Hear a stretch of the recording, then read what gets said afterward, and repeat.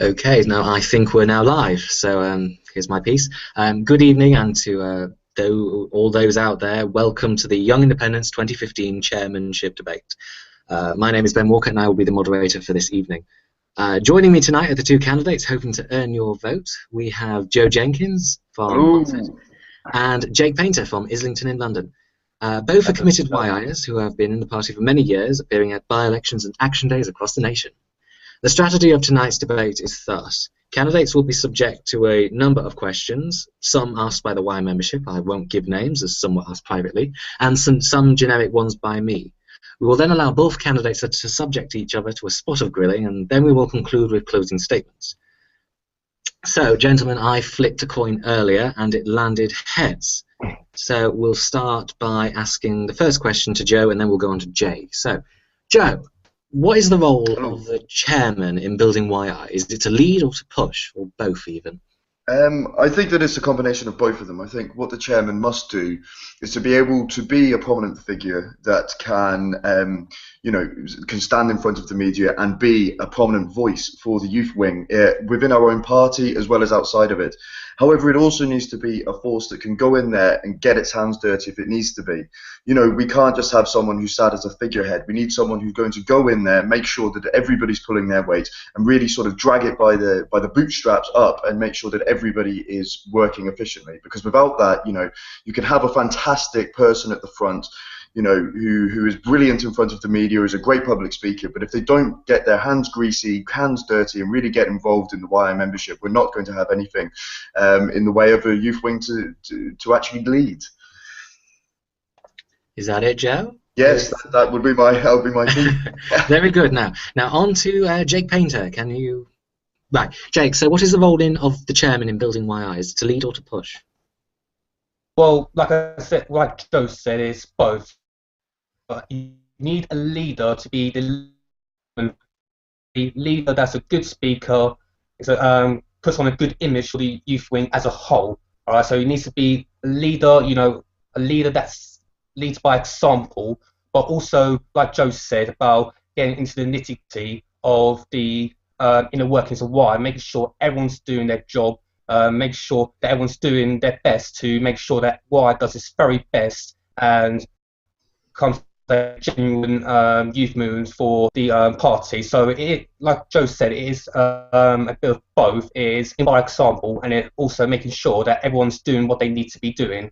Otherwise, you can't have one or two. You need to have both in order for the youth wing to be effective overall. Right. Thank you very much, Joe Jenkins. Now, next question is, right, you two are both human. You both have good traits and bad traits. So what skills do you, Joe, have to offer YI? Well, look, I think I've shown a lot of the attributes and skills that I have over the course of being the UKIP Students' Chairman. I mean, I've got that one in early. What I've done through this is I've grown exponentially with the organisational and the time skills to be able to work a growing movement that actually had no substantial groundwork to build on. What we did was we came in and we started to work with it and we started to build it, and within 4 months we'd already achieved the target that we set out within a year. That took really getting to grips with time management, organisation, dealing with companies when it comes to getting freshers packs, making sure that there's a good level of communication between everybody and myself. But I also bring in there the presence. During the time I had several interviews as the Students' Chairman, which really enabled me to actually start to build a repertoire. I've also become quite an experienced debater, I would like to think, over the course of the general election campaign, where I had the opportunity to step in and to go against the Deputy Prime Minister. Now, as a 21-year-old, this is not something that is often given to a young person, but I got the opportunity to show our student message and what we can do. And I think, it was a sharp learning curve, but over that course, I really grew to get much more confident among the media. I actually debated Nick Clegg himself, who has been known as being one of the most accomplished debaters. This is something which I think it gives. I mean, with the first question that you've said, I think both of those angles show that I can be the front man to lead and to inspire. I mean, I've spoken at YI conferences, held fringe events, and numerous other points for UKIP. But I have already had my hands dirty, and I've been doing it for a long time. I know how YI works.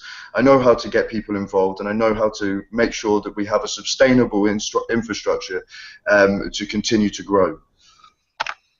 Right, thank you very much, Joe. Now, Jake Painter, what skills do you have to offer YI? Well, what I have to offer YI is my experience. You know, I helped co-found my local branch in Islington, Hackney. I ran it unofficially for a year, officially for about five, 6 months, because we didn't come official until several months ago. But I helped co-found my own branch. I was the secretary for my own branch, so I do have that experience in organising, at least on a local scale, the membership and trying to get us to be active and, you know, show people what you can offer to the local people of my area. I was also the YI chairman, district chairman for North London, which is some of the toughest, you know, territory for UKIP. So I've been going to schools. I emailed all the schools in my patch. I was very successful in actually getting some candidates to the schools and trying to get UKIP's message to as many sixth forms and colleges as possible during the general election campaign. I've also got experience with the media. I've spoken at 1 or 2 public meetings for UKIP. I have had interviews with the media, so it's not a realm that I'm unaware of. I am actually very familiar with. But like Joe, I have done the dirty work for UKIP. I've been out canvassing, leafleting. I know how campaigns work. I know how that sort of well-oiled machine needs to run. And as such, that puts me in a good position to be YI chairman, because I know how to organise men and women, how to organise activists to do certain jobs. So I do have the experience, like Joe, to bring to being YI chairman. Right, thank you very much, Jake. Now, the third question, is some parts of Britain are frankly devoid of YI members or any YI activity. So a number of towns boast between 1 to 2 YIers, some with none at all. Now, I'm sorry to say this, but the Green Party's youth wing claim a membership of 18,000 members. YIs, 3,500. What are your thoughts on this, and what are your plans to tackle this evident problem? I'll start with Jake this time, please. Well, I directly addressed this in my manifesto. What I've said is that we have constituencies where UKIP have polled well in the general election, but we have such a poor youth presence, you know, whether it's in terms of young voters or general YI members in these areas. And what I've highlighted is that we cannot hope to win these seats in 2020. We don't get the young bodies in those constituencies, and if we don't get the young voters on side. Now, what I've said is that what we need to do is YI needs to work with these local branches. All right, we need to work with these branches to organise public meetings to try to get a load of young people into one area, okay, one place, get some good speakers and a mixture of YI and, you know, senior UKIP officials to try to engage with young people. Because what I find is that public meetings are very engaging, they're very personal, and they're very one-to-one. And when we have this culture of young apathy amongst the youth, we need the most engaging sort of tactics we can to get young people on side. Because the youth vote is only going to get bigger in this country, and our core older vote is only going to shrink. So we need to pursue an aggressive strategy of, you know, going constituency by constituency where we are strong, building up that youth presence, you know, trying to engage the local youth there and try to get the youth on side. Otherwise, we're not going to win these seats in the future. So it's going to be a tough fight for UKIP in the future. And we need to think in YI in terms of the long haul. We need to think beyond the referendum and what we can achieve electorally in the future. So what we need to do, just to round up, we need to aggressively pursue these constituencies where we've done well in the general election, where we've polled well, where we know we have that support, but it's not necessarily there with the youth, and it's certainly not there in terms of YI membership, and we really need to pick that up. And one way I've highlighted is through public meetings, trying to engage directly with young people in these constituencies, to try to get them on board. So in the future, we have that youth presence, so we can win these seats in 2020 and beyond. Thank you very much, Joe. Now, Jake, sorry. And now, Joe, just to repeat the question, some parts of Britain are devoid of Y members or any Y activity. The Green Party has a larger Y youth wing. And what are your thoughts of this, and how are you going to tackle it, Joe? Well, look, over the course of the last council, I think it does have to be accredited, actually, to some of the work that was put in to establish a system that actually it meant that we could have a much more localised representation. The regional structure system that was brought in by Thomas Hoof back a few years back was something that was a really good step in that way, and then the county system that was again introduced. Now, this shows that we already have a structure in place. What we need to do, we've only had it for a year now, and we're already starting to see competition come in. With really hard and dedicated work on the system that we already have in place when it comes to the county areas, we can start to build a local presence, especially when we're looking at the seats that we've had a really good position in the general election. I mean, you look at what we've seen in Essex with some of the rallying that we managed to get around our Sarah Curtis, our outgoing chairman there. You know, she did an absolutely fantastic job gathering the troops and getting them on board, and this is something that I think that we need to really play on, because then it will we'll get such a higher caliber level of member standing for county positions if we do this. But I actually have a question to ask Jake, because he's saying about this system where he wants to implement all of these regional meetings. However, actually in his manifesto, what he misses out quite drastically after the eradication of the YI officers is an infrastructure that can actually support this.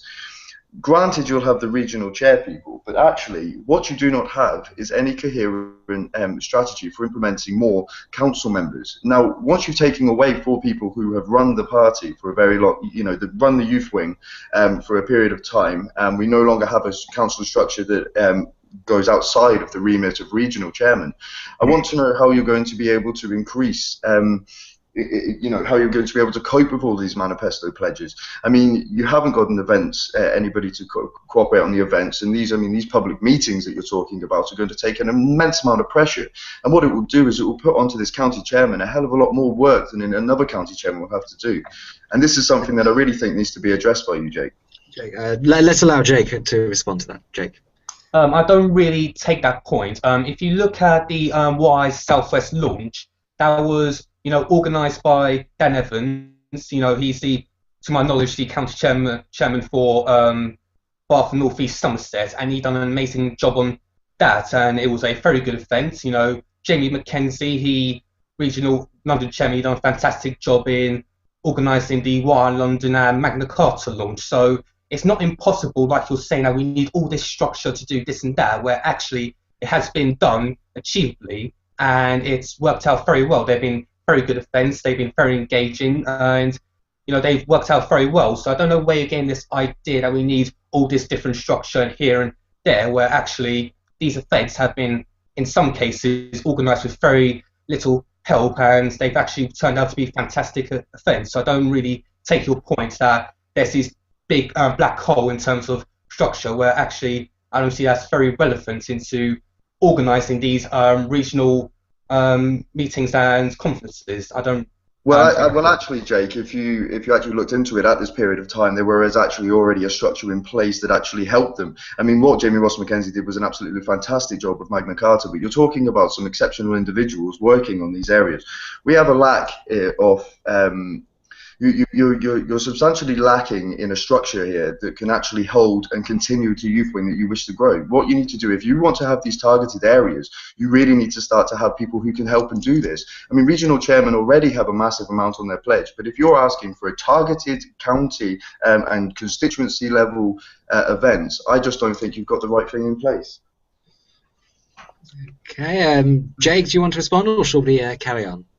Well, I take your point, Joe, but I think the point about the structure is not there, where actually I don't think it's really a big problem as you're putting out, where it can actually be achieved through the means I'm explaining. But yeah, I think we want to move on to the next question. Do you want to? Right, let's move on to the next question then. Now I want to ask this next question. do you feel that there is a lack of transparency in Young Independents, and if so, what? We'll go to Joe first. Well, yes, I think this has been something that actually even before this campaign started was a real aspect that the young people and the members of Young Independents were really crying out for. What I want to make sure that we have in the future is a transparent system where minutes, like in most other organisations, are released. You know, we have had moments where there have been some decisions that bordered on the aspect of no transparency, and democracy was almost failing. The membership needs to know consistently what we're doing. The membership needs to be fully aware of what the elected council are implementing. And if we don't have this, this is a drastic problem. So this is why I'm proposing that actually, if I am fortunate enough to be elected, I shall release all of the papers and the minutes from our previous meetings, and I will do this because I think that it's absolutely essential to see how the process has worked for our youth wing and how that we have gone forward. Because if we don't have transparency, we are going to really struggle to actually have any sort of mandate or the backing of our own membership. And actually, every future council meeting that we will have, the minutes will be released within a day, or within practical terms, within the day or two after the council meeting has gone through to the mass membership. Now, we do get this argument that, oh, but what about leaking to other youth wings? Well, so be it. If you're going to have democracy and transparency, you need to be open, and you need to make sure that everybody can have a say and sees what is being said. Because how can you run a democratic party that really prides itself on fighting for the freedoms and democracy of everybody if you are not totally transparent and democratic in yourself? This is why I am actually unashamed in advocating this in every single term. Now, if we don't have transparency, we cannot call ourselves UKIP, and we cannot be Young Independents, as I like to think we are. Right. Thank you very much, Joe. Now, Jake, transparency. Is there lack of it in YI? Yes, and when the YI jobs came about, I was one of the more vocal people against this, so I fully do back transparency. But on Joe's point on the minutes, I did raise this before on the faculty, and it's already highlighted. What if it gets leaked, or if certain sensitive information that does get leaked, and where the meetings can get heated and some stuff is said, it may not be appropriate to necessarily give out to the whole membership, whereas actually it could get leaked and it can come to bite us in the backside as such. So I'm not too sure about releasing the minutes of the meeting, but however, any major decision does need to, there needs to be a wider consultation with the membership as a whole in any major decisions. It can't be just, we've done it and then we're going to tell you about it later. There needs to be a more working with the wider membership and being more transparent in any major decisions that is going to be taken up by the council or the chairman. But on the specific point of releasing the minutes, I hold my scepticism. All right, thank you very much, Jake. Now, our next question is this. Do you feel Young Independents has an image problem, be it a lack of women or ethnic minorities? Joe, you first. Well, look, I don't think that we can shy away from the fact that we don't have the female representation that maybe we should. We do have some absolutely fantastic young females actually in the party that are really starting to grow in prominence. I mean, Sarah Curtis, the Essex chair. We have Brogan Keir, who works for Douglas Carswell. Lizzie Vade as well, who actually is still a YI member. We do have some fantastic individuals, but there is an issue here that we do need to address. I mean, I don't think in any way it's a simple question of how we're going to address this, because it's extremely complicated. I mean, I've toyed with the idea of saying that we need someone to come in and sort of be an equalities officer, but that's just not us. We don't do that sort of thing. So there does need to be, but maybe that is in the way of encouragement, and we can start to change this by showing our message to the wider community. I mean, stuff like Jamie Ross Mackenzie's Magna Carta event was a perfect opportunity to push it across to the BME community. This is something that, if it had a bit more attention and work given and help to Jamie, I mean, I'm not saying that Jamie's work wasn't good, it was absolutely fantastic. If we'd have given more help to Jamie, he could have helped to expand this and actually, got the inner city London kids to come along and learn about the rights. I mean, our message is absolutely fundamental. They love it. You know, this what we stand for is freedom, individuality, people being equal on all levels without prejudice. And this is something that appeals across the board to women and ethnic minorities. I mean, so I would definitely say that we do have some work to do, but I just don't think that the answer is as clear cut as I would like it to be. But certainly with a bit of hard work and encouragement and good events like like the Magna Carta event, I'm sure that we'll attract them. Thank you very much, Joe. Jake, does Young Independence have an image problem with ethnic minorities and women? Yes, especially women. You know, there is this sort of image, this lads club sort of image that sort of deters away young women from actually joining the youth thing. And actually, when I was at the Magna Carta event, I was getting interviewed by the Telegraph.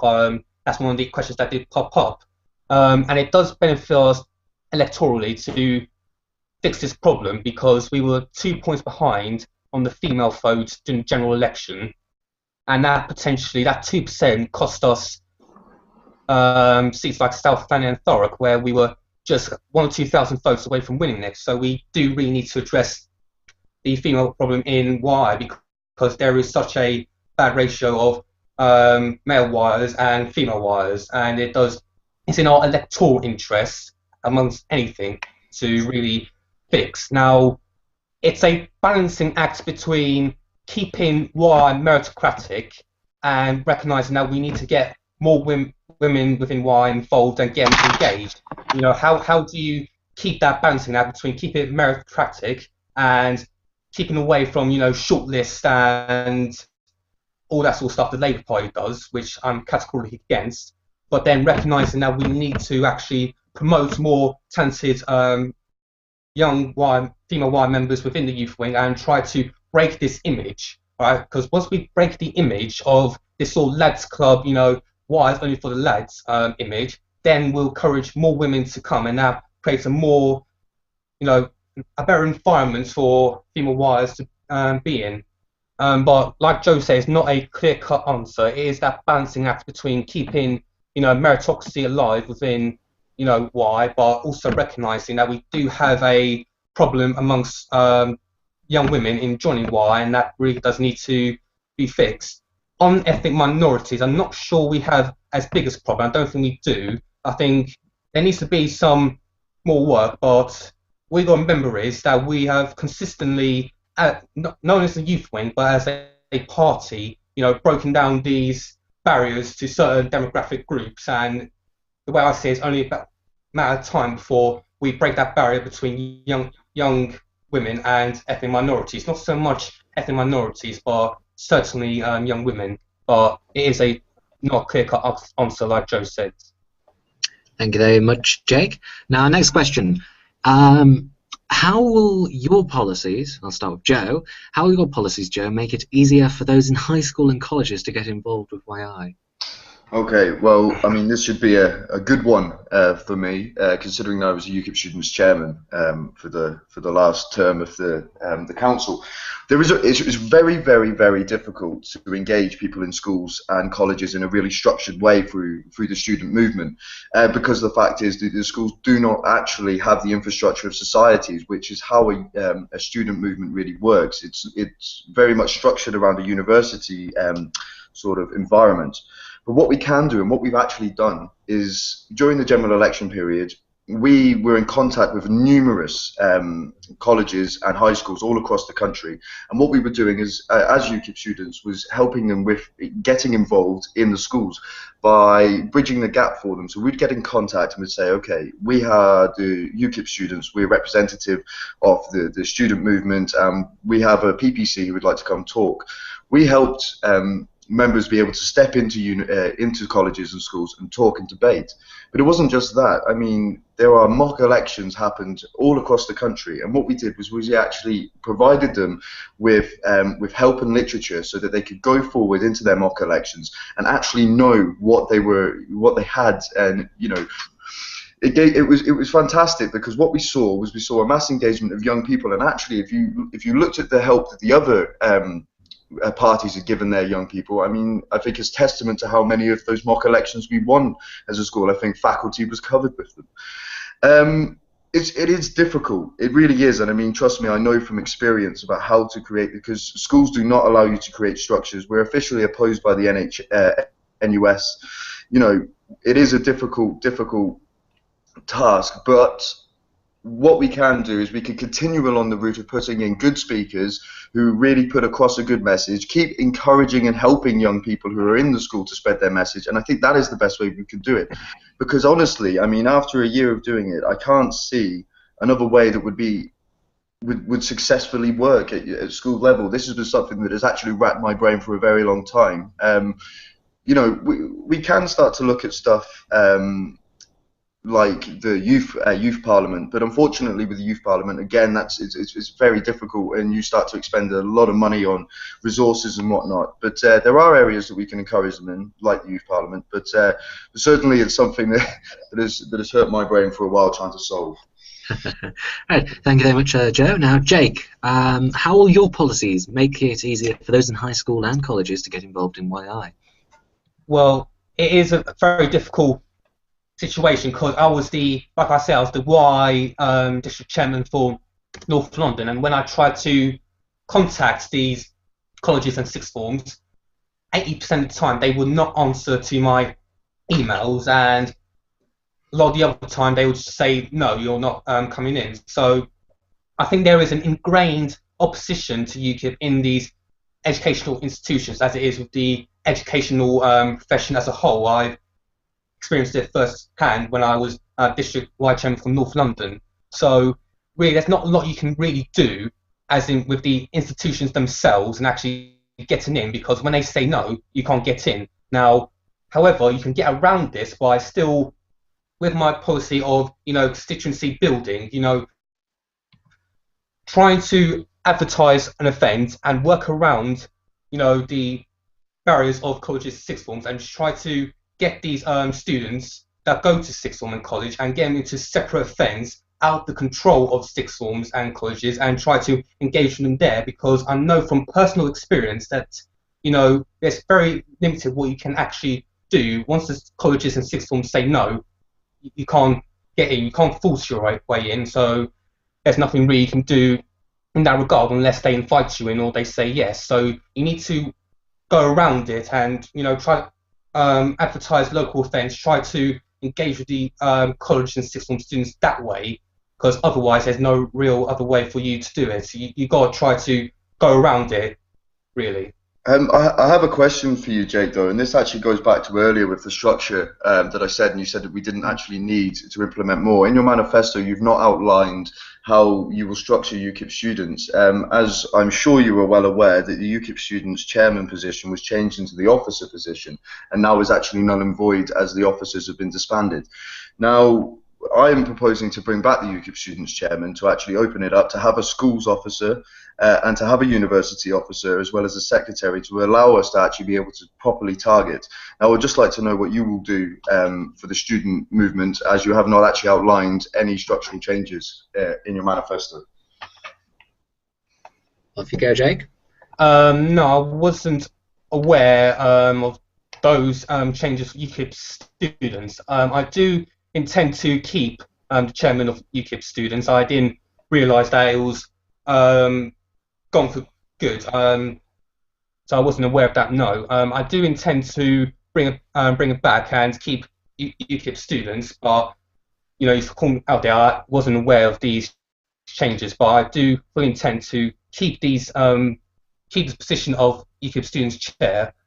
But yeah, no, I wasn't aware of those changes you highlighted to me. I know I neglected UKIP students specifically, but that's because I wasn't aware that these changes specifically were made, that, you know, the chairman was null void.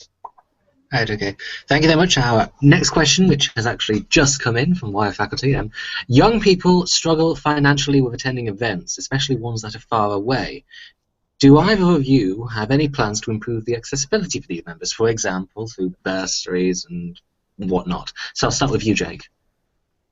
Yes, I specifically outlined a bursary scheme for young independents. You know, I've said where we need to negotiate with the NEC and any willing donors to try to organise a sort of bursary scheme for YI people to go to important parliamentary by-elections and any other important elections that are important for UKIP.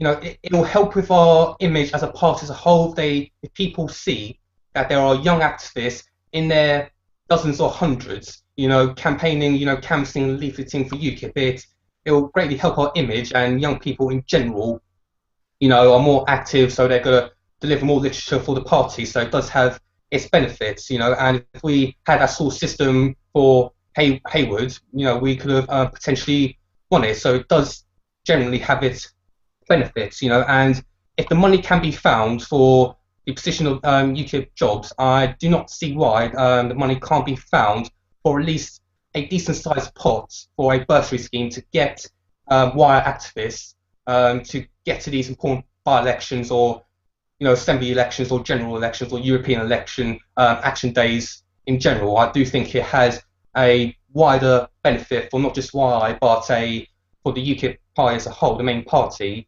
to get these young activists, as many as them can, into these important elections. Thank you very much. Now, Joe Jenkins, what do you have? The same question, please. Well, funding-wise, I mean, what we can look at is actually the patron scheme. I think this is something that Jake has massively missed out, which was introduced in the last council. What the patron schemes allow us to do is to create monthly memberships for people who would like to join the patrons, to go to special events and to have free and to be able to gain entry free into all of our events. As YI, you know, this is £25 a month, and this can raise a substantial amount of revenue, and we've started to make a good inroads with this. What we can also do, as I mean, there's always been this big issue of jobs. The jobs, I would like to outline and make this very clear, the jobs were given by a donor because he did not want to invest in any other way other than the jobs. I think it's totally missed out, actually, when it comes to the jobs, actually where the money came from and the reason for the money. The money was never actually allocated to young independents for any other reason than to support going into the general election, the structure of the youth wing. It wasn't ever available for bursaries. Another point that Jake seems to massively miss out is if he starts to give bursaries to by-elections, what he's doing is cutting into the national budget for the by-election and how much money we can actually spend. Now, UKIP nationally will already do these in substantial by-elections, and it's something to really consider actually when you're looking at bursaries and the travel bursaries, how you actually implement them. Because if you start to do them for us on a national level and importing loads of young activists, what you're doing is then you have to start to relay properly with UKIP and actually how are we offsetting their costs, and we could be in a bit of sticky situation there. So I would really look at really increasing and raising the profile of patrons as something for the future. And also, don't forget opening dialogue with the previous donors who have already shown a very keen interest in our membership, and trying to get them to sustain at least one member of staff if possible in the future, because I think that what we've seen is actually how well some positions in these staff work. I mean, that you just have to look at the excellent work that Dan Paddock done. I think that most people here who have been in an elected position will have actually encountered Dan at some point over the last few months. So yes, so push the patrons, open discussions, but let's be really careful about what we're saying when we're opening this discussion about bursaries, because you're missing out the point of the national budget towards by-elections, and you're also missing the fact that all the time when it comes from independent donors, there is a contract attached at most periods for this money. So if we start to self-sustain and self-fundraise through the patron scheme, we do not need to rely on the NEC and other large donors, and what we can do is we can start to be a youth wing that is self-funded in its own right. Thank you very much, Joe. Now, next question, which I'm hoping for a quick answer, is what do you plan on doing to the deputy chairman role? Start with you, Jake. I intend to bring it back. It's important to have someone, you know, when the chairman can't do something, that they're able to step into the limelight and actually temporarily take on that role. So it's very important that we bring back deputy chairmanship. I'm all for bringing it back. Okay, just as a question, Jake, would you have it elected or selected? Elected. I believe that these sort of senior positions within UKIP, they must have a democratic mandate. They must be, accountable to the wider membership. I can't see it as an acceptable situation that anyone on the council or any one of these senior wire officials are not elected. The deputy chairman must be elected. So, yeah, he will be elected. Okay, thank you, Jake. Now, Joe, what do you plan on doing to the deputy chairman role? Well, I mean, when I was sat on the council in the last period, I think my opposition to it has always been very prominent. I thought it was a ridiculous decision in the first place, removing a layer of accountability to the chairman, and actually someone who can really bridge the gap between the regional and the chairman, and then the national chairman, in areas of communication breakdown and stuff like that. So I would certainly reintroduce an elected deputy, because I think it's absolutely essential. It provides another voice, someone who can take some of the slack and the work, but also someone who can actually be there to check and give the accountability towards the chairman. Because I think sometimes when you're a national chairman, it can be very difficult for members of the council, even out, to challenge you effectively. We've seen some very good people do it, but a deputy chairman, I mean, we had our last deputy chairman certainly took on the mantle of taking no prisoners. He always stood up for what he thought was right, and was a really good check and balance on the system. So let's reintroduce it, and let's make sure that it never goes again. Right, thank you very much, Joe. Now we'll just take 2 more questions, and then we'll go on to your closing statements. So. The most obvious thing about UKIP is that a lot of people do consider us to be a racist party. A recent poll had 53% of young people, those between 18 and 24, according to the poll, that they found 53% found UKIP to be a racist party. 22% don't, and 25% have no idea. So, what do you, as chairman, Joe, plan on doing to tackle this? Well, to tackle the idea of racism, Ben? To tackle the idea that UKIP is a racist party, or even homophobic, bigoted, or whatever. Yeah. Well, I mean, we need to tackle it head on, to be quite frank. We can't shy away in the curtains pretending that it's something that isn't a misconceived preconception of us. We need to engage with the LGBT community, work harder with people like Flo, who is actually running the LGBT star in UKIP, and actually to start to talk to them about how, as a youth wing, that we can really start to push this message. I think that we have a fantastic egalitarian attributes, a real meritocracy that includes everybody. Nobody is excluded. And I think this is a message that we need to get across. I mean, recently, actually, when I was in Sheffield Hallam running for Parliament, I actually went along to an LGBT debate at a university. And do you know what? One of the things that really came out of it was, well done for coming, because you don't see UKIP going and actually representing themselves in these events. They shy away from it. I think we need to confront it head on and really make sure that people understand fully our beliefs when it comes to this, because the media twists and turns. We have a few nutters, and what we get is everybody else thinking that we're all nutters. But that's not true.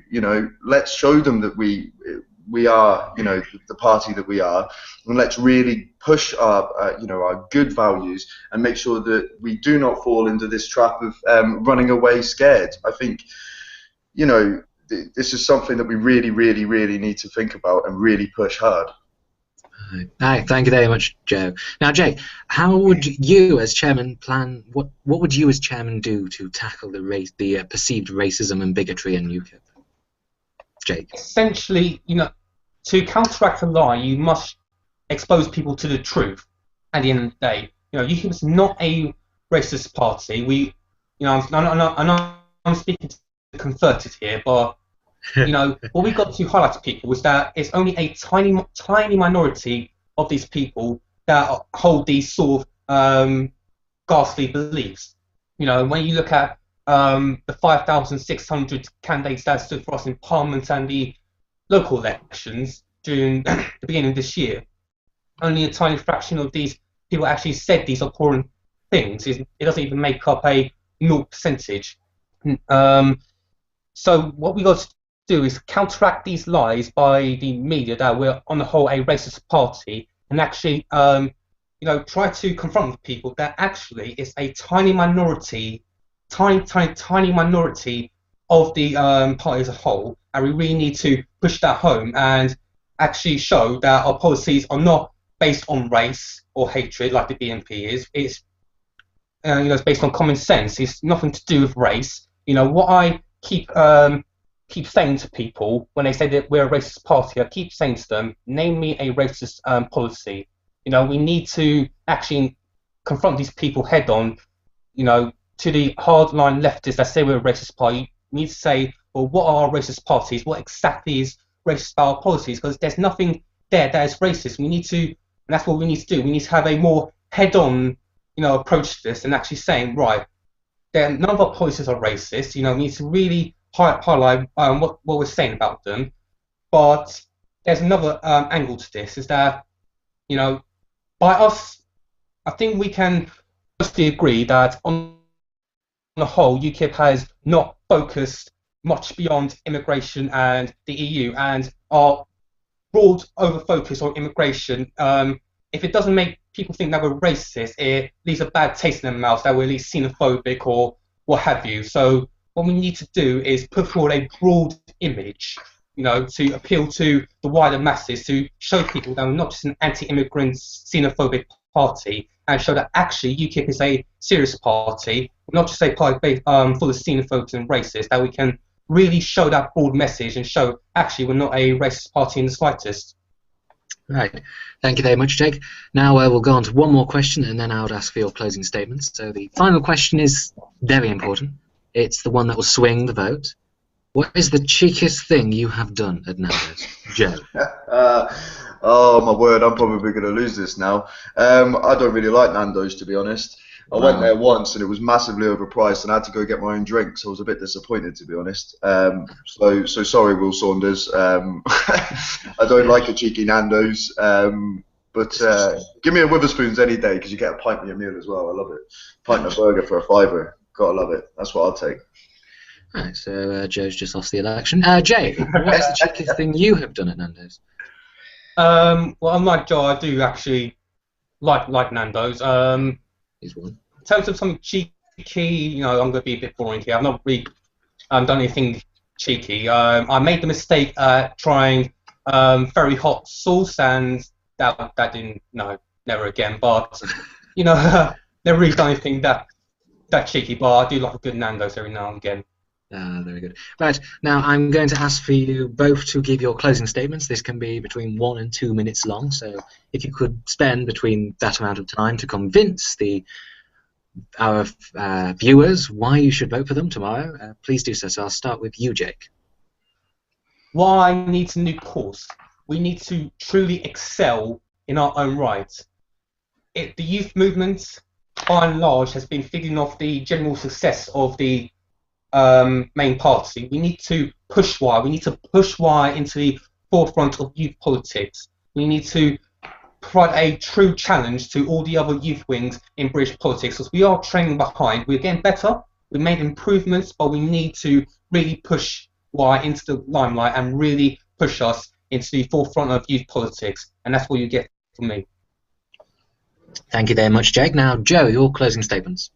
If you want someone in Young Independents who's been tried and tested on a national stage, standing against the Deputy Prime Minister, giving a coherent message on our student views through that medium, and accomplished in media aspects, then I'm the candidate for you. I'm also the candidate for you if you want someone with the experience of how YI works, how we have built from the ground and how to build from the ground. I have shown this through the work that I have done with UKIP students, and I hope to be able to extend and continue this within Young Independents.